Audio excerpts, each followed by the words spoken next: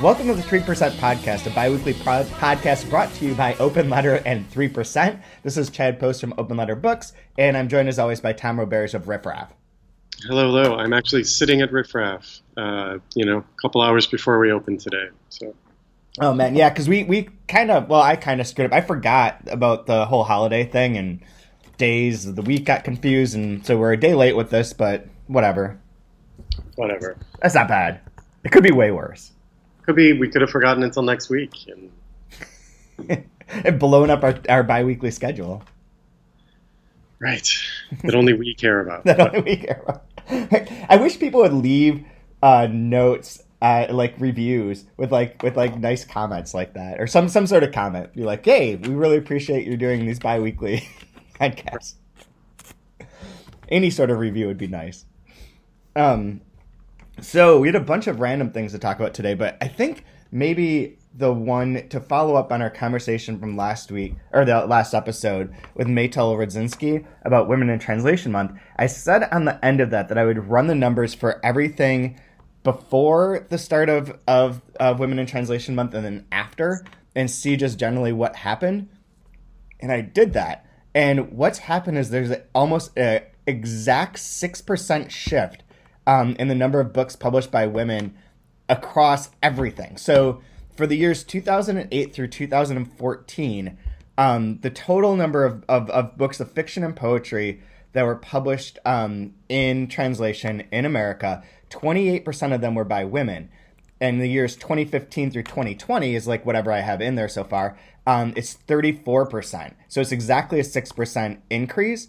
That is the same for fiction and poetry, both of those splits too. It's 6% in both cases. It's kind of almost spooky how exacting that is. That is very interesting. Can I ask, does it increase year by year, or did it just sort of happen overnight? When we have the one that shows the year by year, it's year by year. Let me see if I can find that graph really quick. Whoops. I don't want to go to that racist website of the 3%ers. I'll have to pull it up, but there's a chart that I did at the very beginning of last month that was all of it by year, and it was like a steady increase. Like the gap between the two got smaller and smaller as time went on. Here we go. So it got smaller and smaller as time goes on. So it's been a slow but steady increase, but it is interesting that rate, if you split it at that point, you get this 6% difference. Do you want to speculate wildly on how this happened, or do we just give all the credit to the existence of the cultural phenomenon that is Women in Translation Month? I don't know. I mean, I think part of it is like an awareness. I mean, maybe an awareness is just enough to like change things by 6%. We're talking about essentially like let me do this really quick. So there were 3,120 books included in the first grouping of 2008 through 2014, and then from 2015 onwards, there's 2,900. So there's about 3,000 books. So we're talking about 200. More like 150 books that had been that were switching over from being written by men to being written by women. If that makes sense, the way that I'm saying that. So it's 150 books over a 6-year period, which is like 25, 30 books a year. So like if there's just that little increase is enough to make the percentage large enough. And I think that could be partially due to awareness of women in translation. The numbers themselves are powerful enough to be like, oh, we should, maybe pay a little bit of attention to this, and people pointing it out enough made, I think, enough publishers conscious to like not just publish all dudes. But I think there's also still something about the books that are most landing in our literary culture that have a better chance of success have been written. A lot of them have been written by women, and a lot of those books are getting published here because people think that they have a good chance of selling. Right. I mean, the whatever you want to call it, pick an author, but it's probably Ferrante, right? Like the Ferrante effect is that publishers see that success and try to mimic it in whatever way that they interpret that, whether that's finding something in a similar tone or just a similar persona or something that will resonate with readers here in this country. Yeah.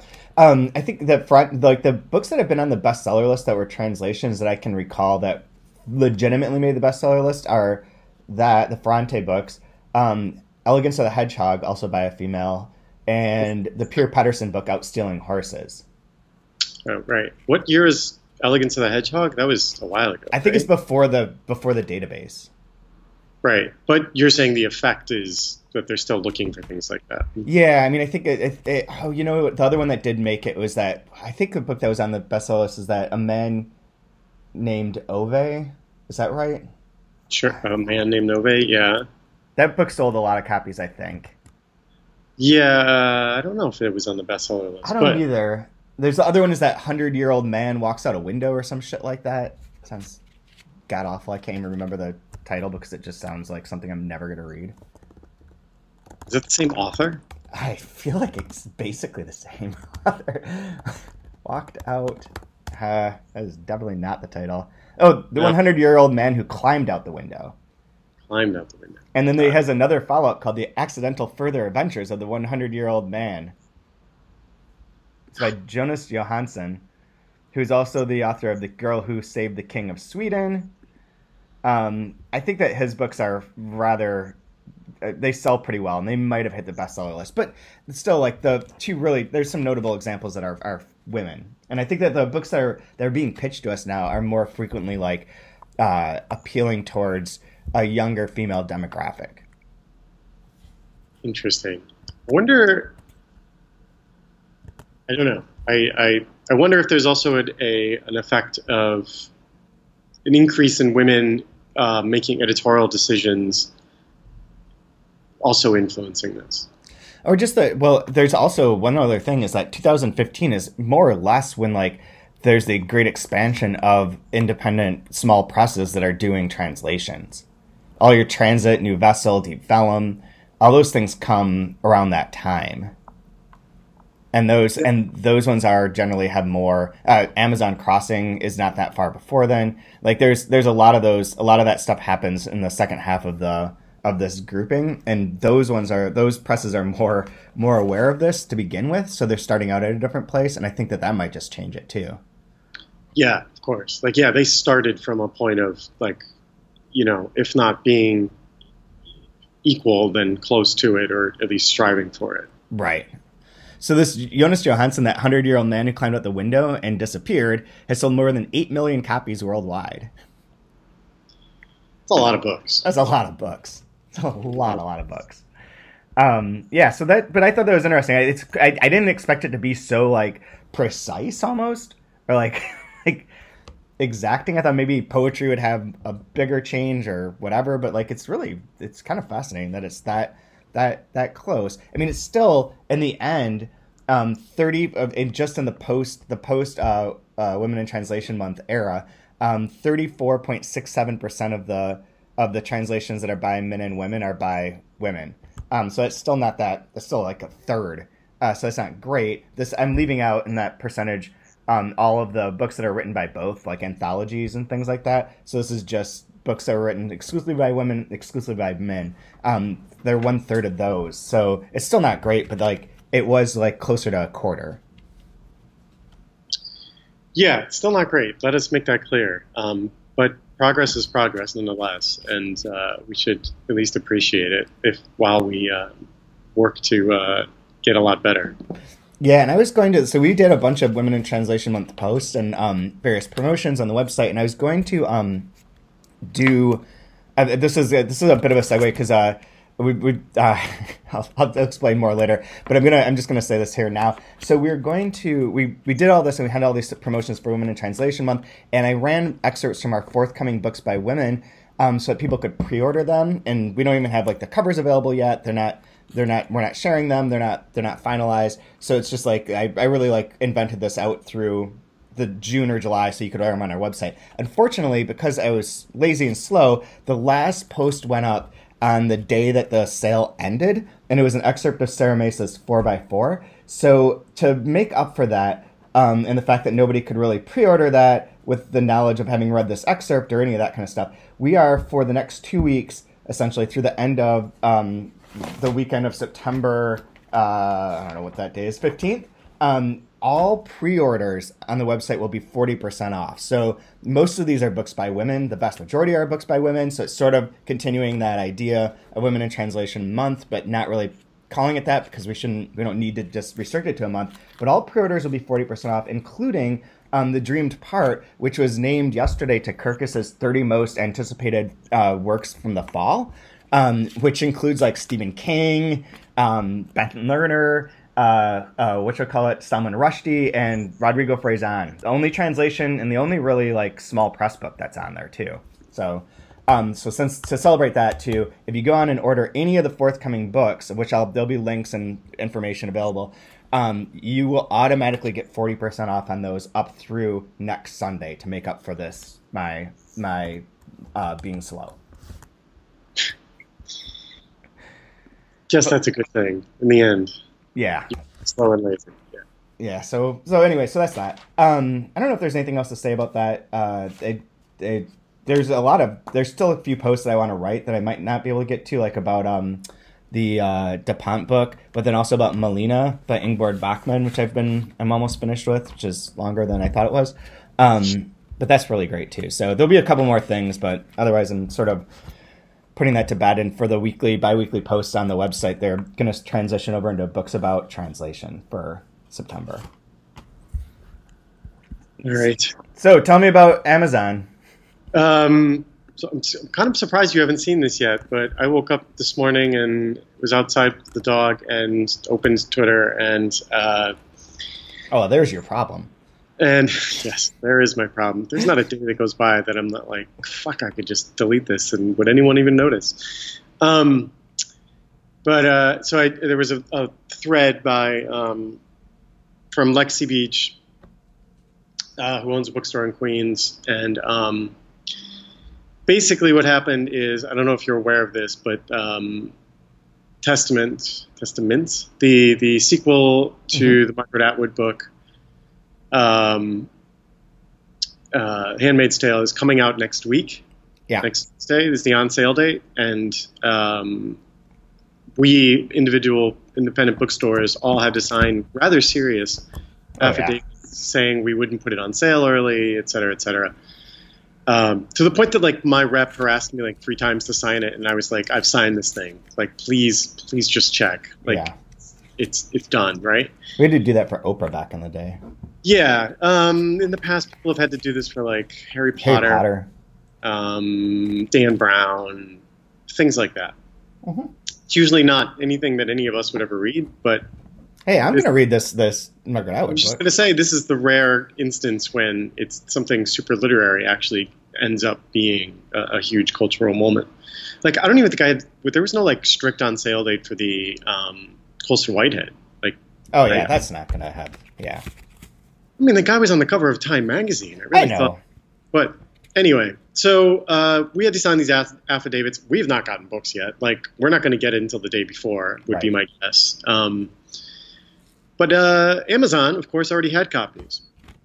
And it turns out that through just blatant disregard for the affidavit or an error, they shipped out a whole bunch of pre-orders. Oh. Because people on Facebook and Twitter were, bragging about it. Like, not bragging, but like, hey, I got my pre-order early. How wonderful kind of posts. And you can imagine that we independent bookstore owners are quite furious with the way this has gone down. And part of it is, I mean, it's irritating. It's really fucking irritating that, one, that this happened, and that the greater overarching thing is I don't have any confidence that Random House is going to do a fucking thing about it. No, probably not. And Amazon is just kind of going to get away with it. Like, even if they get, I don't know, a fine, I don't even know what the recourse would be. I'd have to look at my affidavit again. But I can't imagine my affidavit is the same one that Amazon signed. Like, theirs must be totally different based on the fact that they have it early and they have all these warehouses, et cetera, et cetera. But I have no faith that Penguin Random House is actually going to do anything. And this is, by the way, following months and months and months of Penguin Random House trying to get independent bookstores to like do events and like be really on board and Are you really guys having a nighttime launch? It's the first time I've thought of doing it, but no, we're not. Oh, okay. I don't know. We would probably get people. That's a lot of work that I don't really. You could all wear like the Handmaid's outfits from the Hulu show, and you could serve special drinks. Yeah, see, I don't. Sounds like a lot of work. Right. Fair. Like we're definitely. I have some pre-orders. It'll definitely sell. The idea of coming in at midnight on a Monday when we're usually closed, like just like this is. I don't know. Maybe we have that audience. Maybe I'm wrong. It's just irritating and frustrating on so many levels that it just makes me wonder why the fuck I even bother. Like, why am I trying to sell books when Amazon just does shit like this and gets away with it, and frankly doesn't even care if they sell these books because they're selling them at such a discount that there's no way they're profiting off of it. So, how much is this book? It is $29. Their price is $17.37, 40% discount.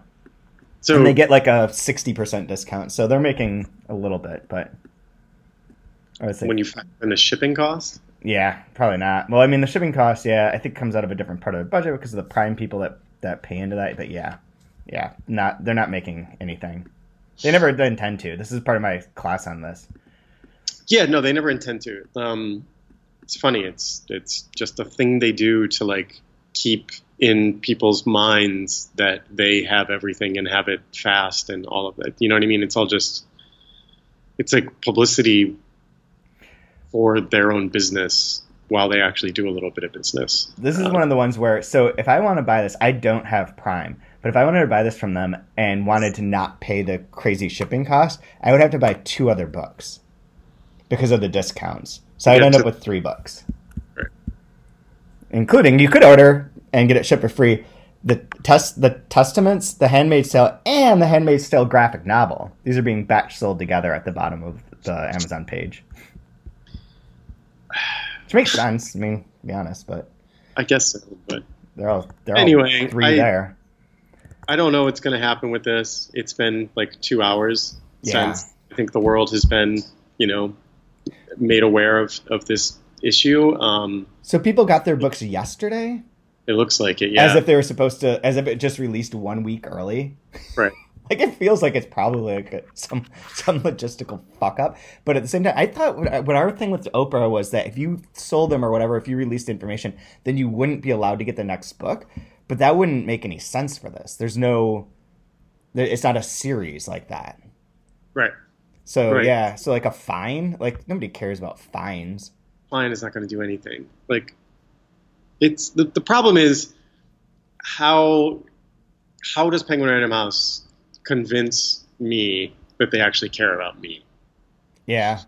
When this sort of thing happens and they're not going to be able to do anything, like why should I buy into all their hype and buy into like helping them make more money, right? Yeah. If they don't show any concern for your business.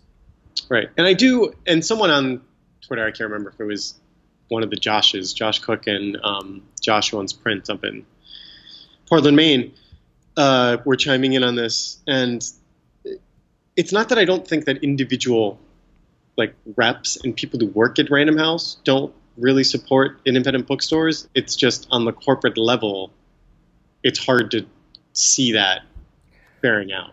Does anyone know what percentage of revenue independent bookstores represent for Penguin Random House? Penguin Random House? No. I can tell you that, like, I know what it was for New Directions. Okay, what was it for New Directions? Independent bookstores is somewhere in, like, the 20% range. I have 15 right now for Open Letter. For Open Letter, yeah. For this fiscal year, I wasn't going to share this information quite yet because it's only been 1 month. So, whatever. But I'm tracking it really closely now. And like the thing that's fucked up about it is like you can't tell how many Ingram sales, like the wholesaler sales are for independent bookstores. So it's only like direct orders. Right. So, like if you order it, so it shows me that it was from you guys. So like when I ran that list of, I don't know if you saw this, but I ran a list of our top 10 stores. I think I told you about this, didn't I? Yeah, because you emailed me last year complaining that I wasn't on there. You're not on there again. But it's only the ones that are direct. And it was for last fiscal year. Number 1 was McNally Jackson, Brazos, Strand, Melbourne, Powell's, Politics and Prose, Volumes, City Lights, Seminary Co-op, and City of Asylum. To be fair, these stores that are much bigger than mine. Yeah. I don't remember where you guys were, but I know that you're like somewhere just below that, and I didn't really. I also don't know. This is what was the real question: is like what percentage of books do like you guys end up getting through Ingram instead of where I see it directly? This is going to get really wonky real quick to a lot of people. But what do you mean by direct versus Ingram? Because you're distributed through Ingram. Yeah. So any wholesale order, we just get a group number, unless I'm not going far enough into their fucking crazy ass system. Wait, but when I look at their breakdown, they'll say sales from Ingram Wholesale, sales to independent stores, sales to Barnes and Noble or Baker and Taylor, sales to Barnes and Noble, sales to Amazon, digital sales, international sales. So they have Ingram Wholesale separate, which I assume is usually like either libraries or Amazon orders, and then some independents. If you place one wholesale order, I don't know how it comes. I don't know if it's only if it's. I don't know. I don't know how they're changing those two categories. So that's why I think I'm not sure. Who are these people that are dumb enough to order it wholesale when they can just order it? I have no idea, but that's why I don't think it's independent stores. I think it's Amazon. And they're just fulfilling? Yeah, because they do that. Right. See if I can find where So this for is. anyone again. who's listening who doesn't understand what I'm talking about, Ingram Publishing Services and Ingram Wholesale orders go to the same place, but you get a better discount if you order it through Ingram Publisher Services because they distribute you and 1,000 other small presses through that service, i.e. they warehouse your books. But because I have an account with your distributor, consortium, I get a better discount than if I order it wholesale. Yep. But because they go to the same place, you'd have to be kind of dumb to order it wholesale if you could order it through the Ingram Publisher Services. And I guess you do have to have separate accounts. Yes. Yeah. It's all the same application process. Yeah. So I'm looking right now. This is nonsense, but I'm looking at the comparative sales real quick to see if it does show me anything, and it doesn't. Like if I go into the wholesale category of this and break it down to like the lowest part I can, it just says Ingram. It doesn't give me any information on what, who they sent those books to. So that's what I don't know. And so like I take it all with a grain of salt. Like if some orders get batched in there, that maybe the independent stores are selling more copies of our books, but they're just falling into a different category on this thing. Right. But it's and still that's quite possible. But it's not going to move the needle too much. No, I know. It's definitely not.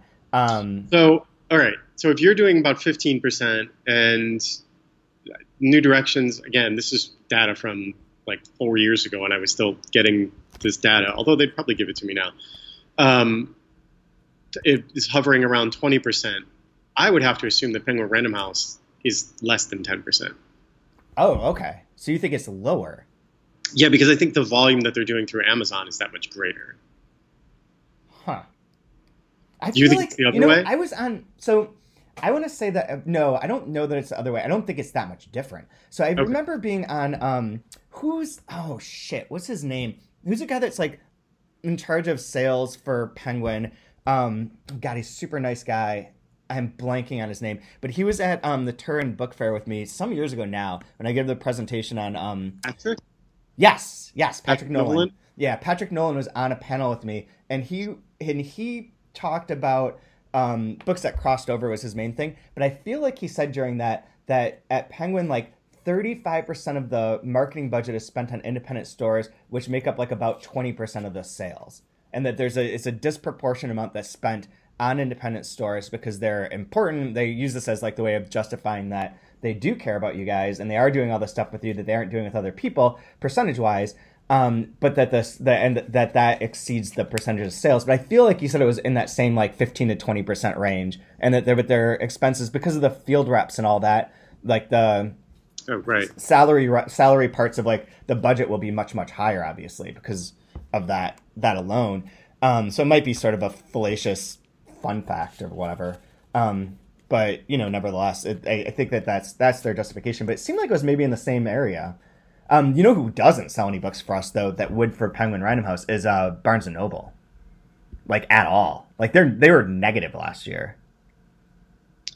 Yeah, fuck them, a weird business model. Like, their decision-making process is baffling to me. They're, like, aggressively generic. We used to do so much better with them when we sold directly, and this isn't to discount the value of the rep at Consortium who meets with them, but I think there was like a bit of guilt making when it's just one person with like 6 books talking to the buyer at Barnes & Noble, where they're like, okay, we'll get some, but now when we're part of this larger thing, they can just be like, oh, fuck no.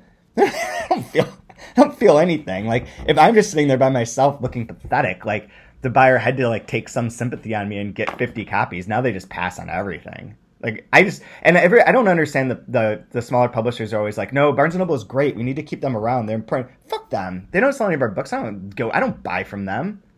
I don't care about them anymore. Right. So, yeah, I'm trying to open this up to tell you exactly what it is.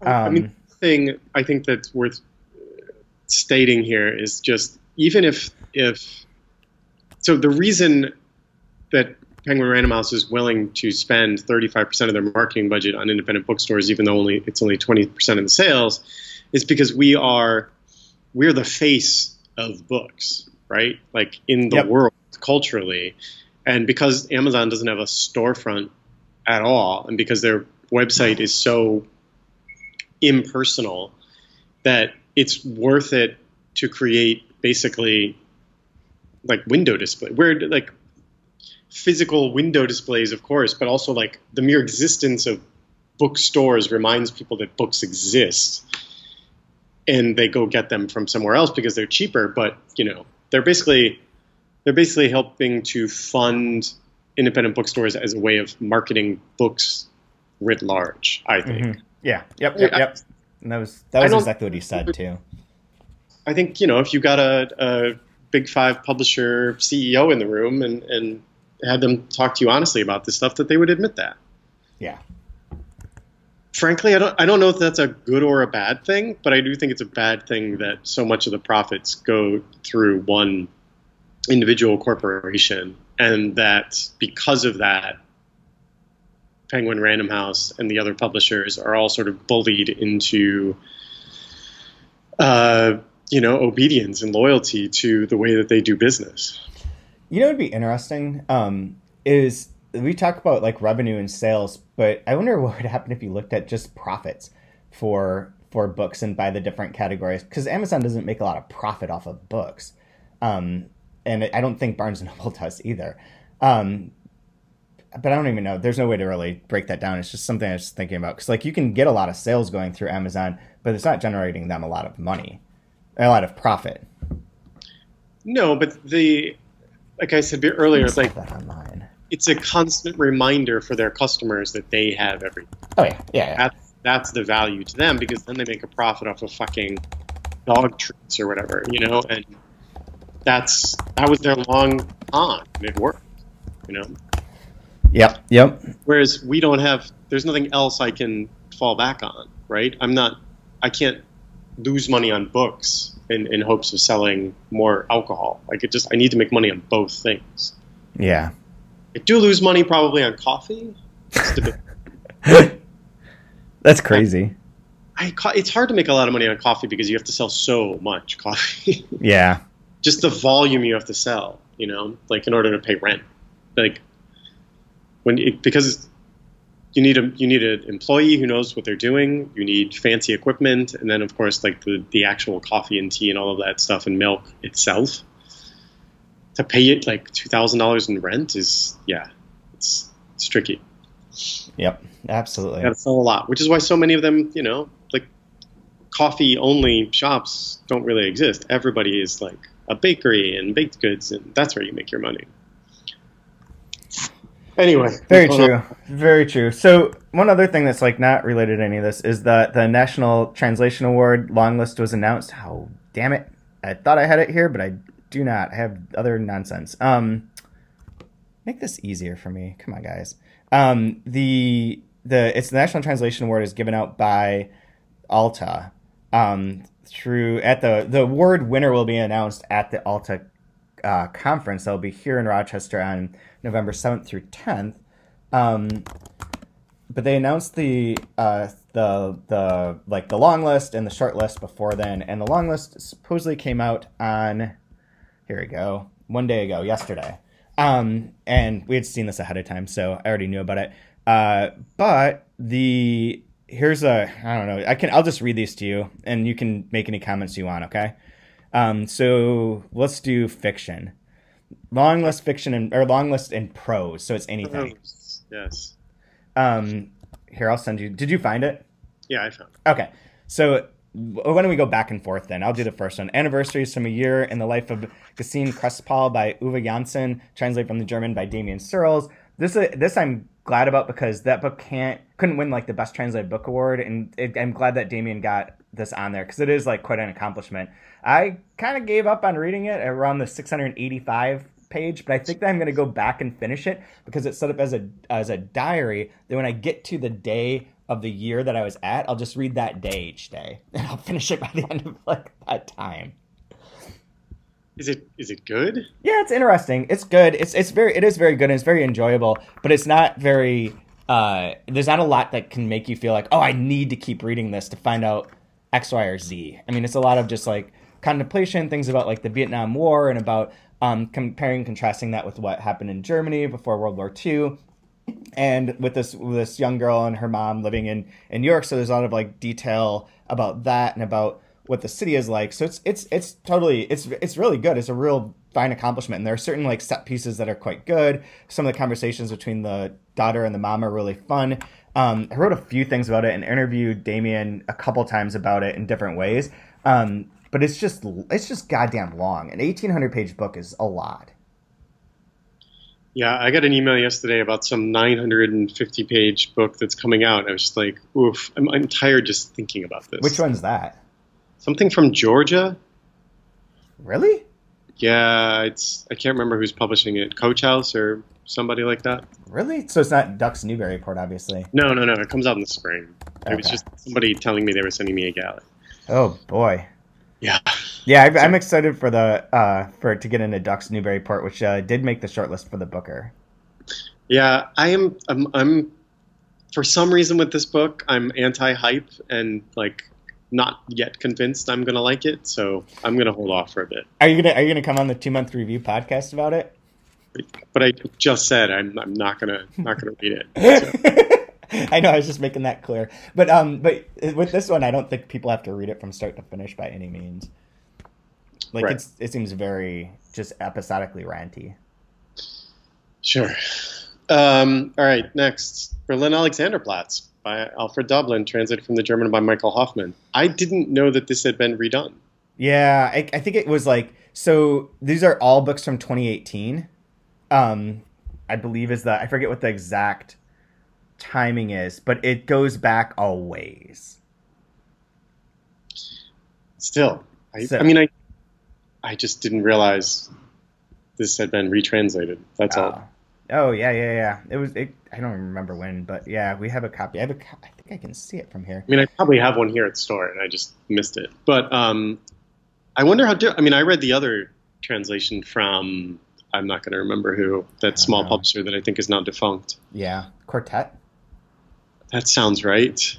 Had a white cover. That's not helpful at all. But this was years ago. This is like 2005 or something. So, great book. I'd be curious to see what Michael did with it. Yeah, very true. So that's 2 in a row that are retranslations, which is interesting. Yep. Third one is Brother in Ice by Alicia Kopf, translated from the Catalan by Mara Fay Leatham, published by And Other Stories. I read this book. And this book I thought was going to get a lot of attention, and it didn't get as much as I thought it was going to. Yeah, we had high hopes for it here at the store. I mean, not like that we bought 50 copies or whatever, but I thought it would do better than it did, and it didn't. Yeah. It's the problem with our culture. There's just too many books.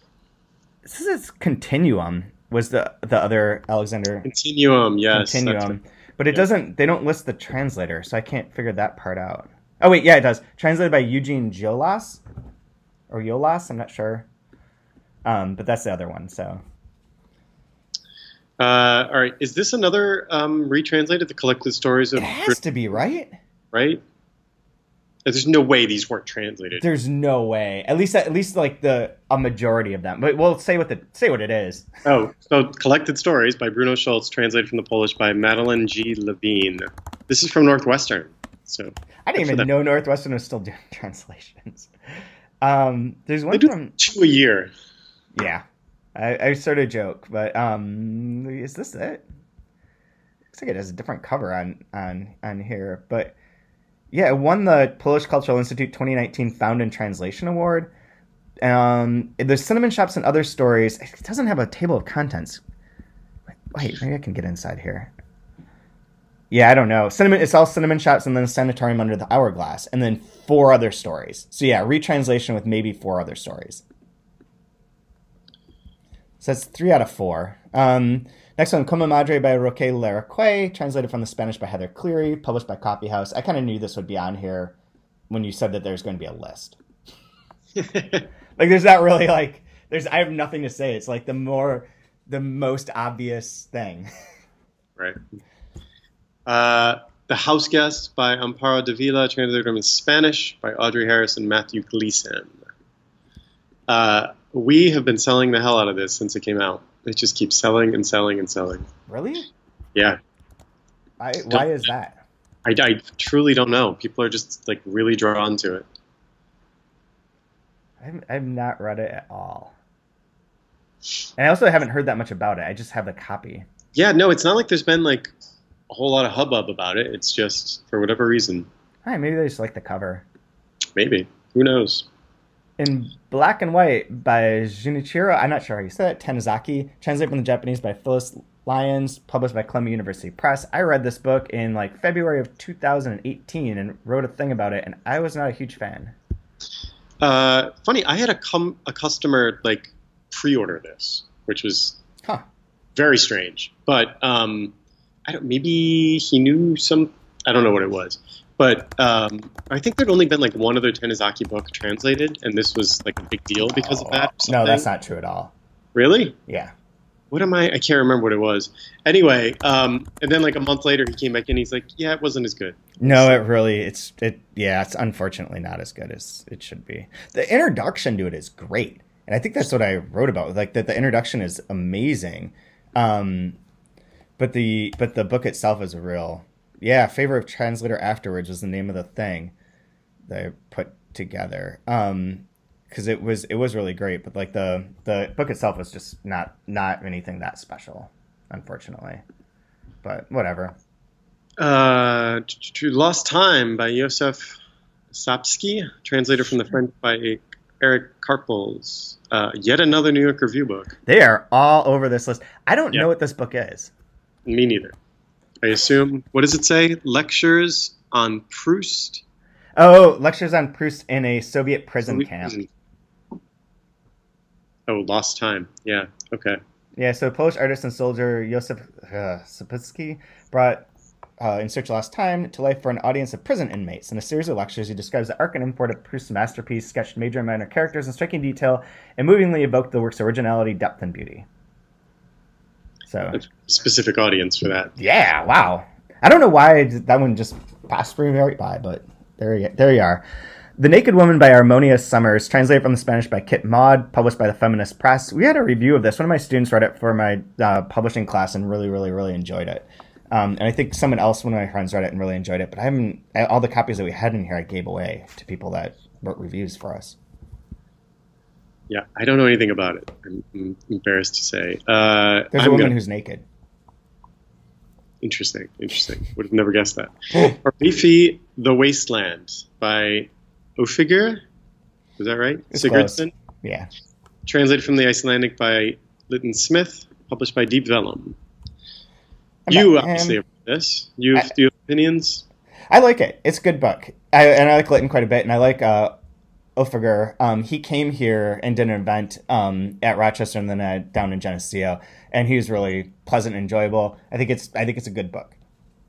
I think it's fun. We had I forget like what all the things. It's been so long now. It was like last fall that I read this, but like there's 3 different parts, and there's some things that are really interesting and fun about it. But yeah, overall it's a solidly good book. The next one, The Taiga Syndrome by Cristina Rivera Garza, translated from the Spanish by Suzanne Jill Levine in Avaya Kana, published by Dorothy, and feature in the forthcoming from And Other Stories. This I read over like 2 whiskeys one night because it's a very short book, and I thought it was okay. It wasn't my favorite of her books or of Dorothy's books, but it's okay. Yeah, I think Emma would agree with that sentiment. Like, wanted it to be better than it was, but it wasn't bad, just not. So can I ask why they're pointing out that it's forthcoming from And Other Stories? Possibly because And Other Stories is going to be at Alta. Stefan's coming. So I think they might as well include them as a nice thing. I did that with what's that book that everyone's crazy about? Again, just don't think is as good. The Remainder. That's published by And Other Stories and Coffee House. So I keep referencing both of them because I feel like that's only fair. Especially because we have readers on both sides of the ocean. I guess. It's just, this is called the American Literary Transit. It's weird. Yeah. True, fair. I don't know. And Other Stories does have some books here. It's not like they're exclusively UK, so. No, I understand. It's just a little weird. Like, yeah. It just seems to me that if there's an American publisher, that should preclude the other, whatever. What's Left of the Night by Ersi Soteropoulos, translated from the Greek by Karen Emmerich. This one's from New Vessel. Don't know anything about this. This is supposed to be really great. We were supposed to have someone review this, but they then went to Greece for a few months and helped with refugees. So I don't think that's happening anytime soon. But I've heard that it's really interesting. I love Karen. She has something foreshadowing for later. Her book got reviewed recently, The Literary Translation and the Making of Originals, which came out, I guess, in 2017. So it's not super new, but I like Karen quite a bit, and I support that she's on here. I am disappointed that Fox by Ugreshik didn't make it on here. I'm straight disappointed. Can't win them all. Can't win them at all. That's another way of doing it. I mean, not to be longlisted for Fox is like fucking. That's rough. That's rough. Do we want to do the poetry ones? I will have nothing to say about these. Can we save for next week, and maybe I can get Emma to come on for a few minutes? Yeah, we do have a book on here, Decals, by Olivia Jean, translated by Rachel Galvin and Harris Feinsad. That's one that I told you a customer came in looking for it and was looking by the translator's name. Right. Which is very funny. This is very funny, yes. Well, I mean, we still get people who come in and are like, so how are your books organized? I'm like, well, these are the sections. They're like, no, but is it alphabetical? I'm like, as opposed to what? Like, I wrote a whole post about that after we talked about it, about different ways that you could organize things. Yes, somebody was telling me about that. It's pretty fun. there was 2 that I forgot because I came up with them when I was out at the bar, and I couldn't remember what they were, but they were so wild and so beyond that I'm probably for the best that I didn't get to include them. But I tried to make it as crazy as possible, just because it would be fun. So the other thing that I wanted to tell you about, if we have a few minutes here, and I'll just make this short because it's not super important. It's not even really relevant to what we do. But last week we had this Upstate Publishing Seminar, and it's mostly for all the university presses from SUNY through Buffalo down to everyone at Cornell, Syracuse, U of R Press, and we're always involved because we're here, but there's the overlap, the Venn diagram of like how we do things and how academic presses do things is that not a pure circle. Like there's some overlap, but there's a lot of stuff that just is not the same. Like when they talk about like their acquisitions process and creating like series and having series editors and peer review, that is something that we don't obviously deal with. But one thing that was interesting, so we had a bunch of different like tracks that you could go to or different events, and I went to the first one on libraries because I was curious about like what libraries would be saying, and they showed the women had this whole presentation. It was pretty interesting about how they acquire books for the libraries and what they're doing and what their budget problems are and how things work. And the thing that was most fascinating, though, was that they use this program called Gobi, like GOBI, is the library equivalent of Edelweiss, where it's from EBSCO. it's got like your accounts in there, and you get like certain recommendations, and then you pick which books you want to buy and put them on your list, and they all get billed and charged and all that kind of stuff. It's all about that sort of centralized thing, which I guess, I don't know if that's exactly like what Edelweiss does, but it's looked fairly similar to Edelweiss in the way that you're presented with stuff. But it was crazy because it was so much less intuitive than Edelweiss is, and had less information, and was like more, it seemed like it would be, if people complain about Edelweiss a lot, or I see it quite a bit on Twitter when I go on there, of people being like, oh, it's annoying, and I've looked at it, I've used it, it is a lot, right? This is so much worse. It's like being in the Stone Age, and they just updated it, and it's updated in a way that like so if you're a section, you're in charge of a section for a library, so you do whatever, poli-sci, it's set up so that it will give you these notifications saying, here are like 10 new books from poli-sci. You can set up things where it's like automatically buy every book from Open Letter, automatically buy every book from this press, automatically buy every book in this particular category, and it will do that for you. But then it'll tell you like, here's other ones you might be interested in that are coming out. And it shows you like the cover of the book, the very most basic information, like the name of the author, the publisher, the category, and the call letter. And then it does not have any information about the back copy. So all the jacket copy is not there.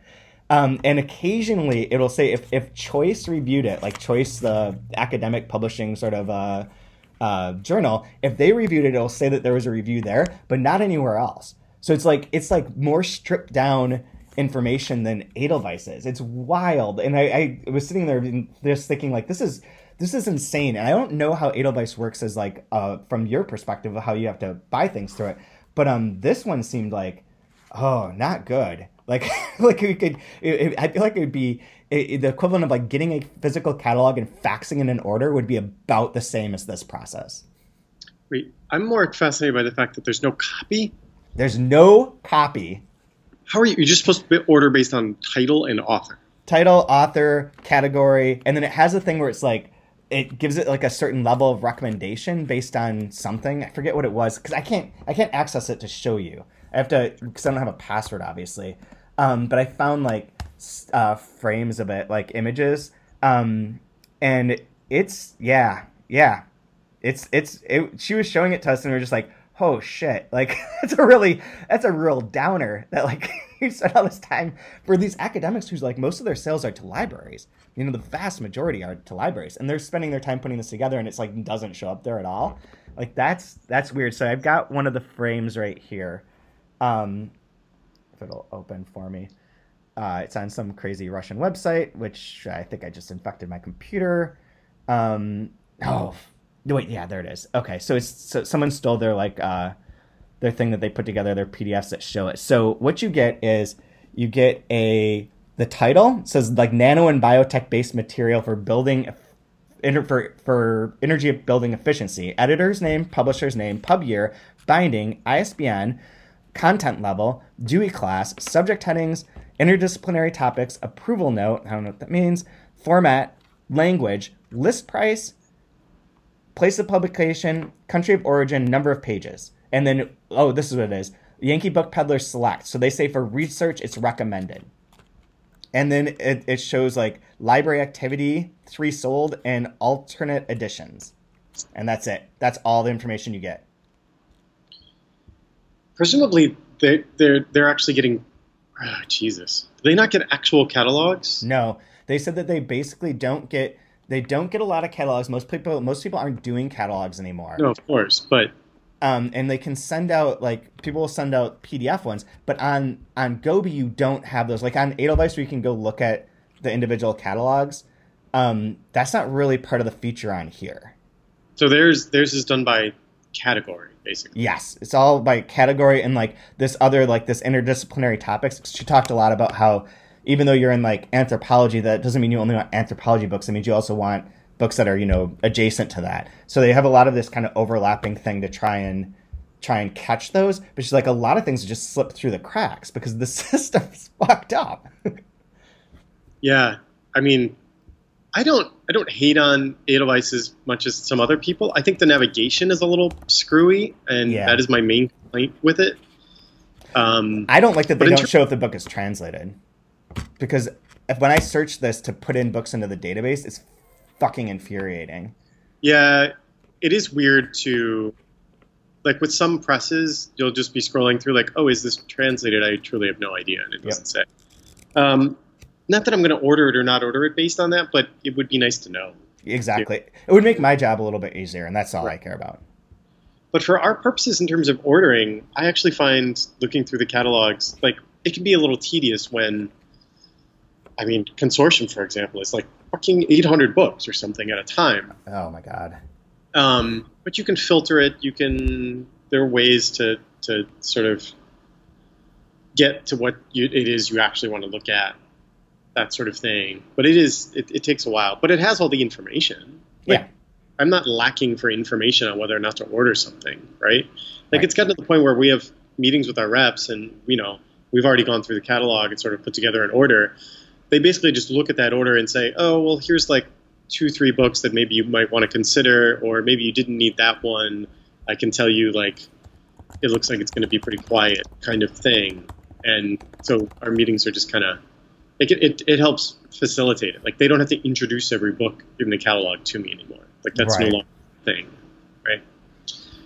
So I like it. It makes ordering really easy. It's also really easy for us to check if we've ordered something already. Like, when you start hearing about buzz, and I can see how many I've ordered and whatever. I mean, I can also check in my system, but it's like a fail-safe, basically. It's also, because it's cloud-based, I can check it anywhere. Like, yep. Do you know what I mean? Like, in the middle of the night, like, I could have insomnia and go and just, look at a catalog. Like, do you put in reviews? No, I don't. It's I don't know. All of that feels like such a weird shell game to me that I just have not gotten involved in it yet. Yeah.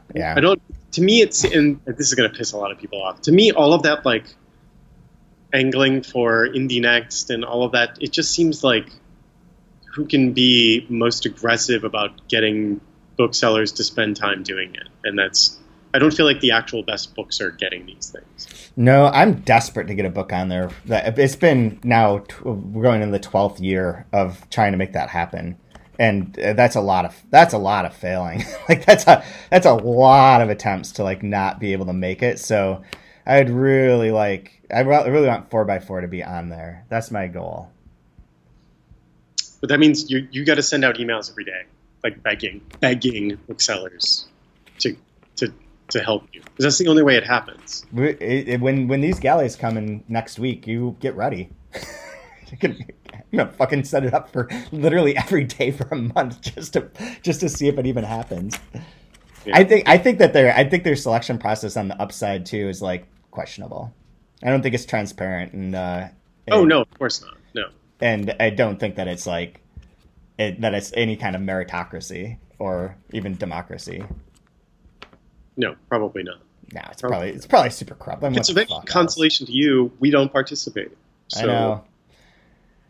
I know. We have people who say that they send in things, so it'd just be really nice for that book in particular. We don't on the sales end. Yeah.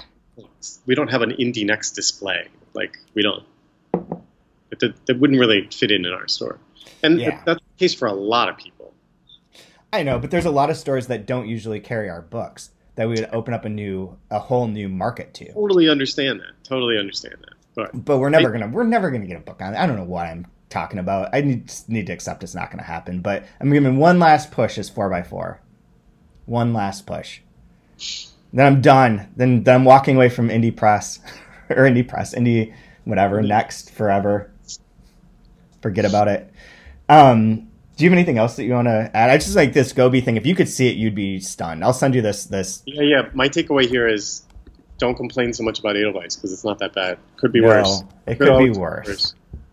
It was wild. It was very surprising to me. I thought that library is just based on, like, the amount of, and so they have, like, just to make this even more in the weeds. So when they buy a book, they have a subscription with this other company, this other third party that provides all of that necessary metadata and detail to the library listing. So when you go into like our library, the U of R library website, which they just redesigned. I was part of their redesign focus group or whatever.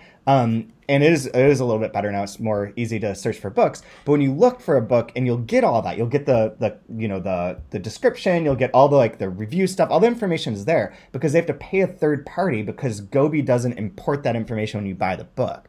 Like it's such a weird series of like these kludgy things of different third party systems and like whatever to like make something usable.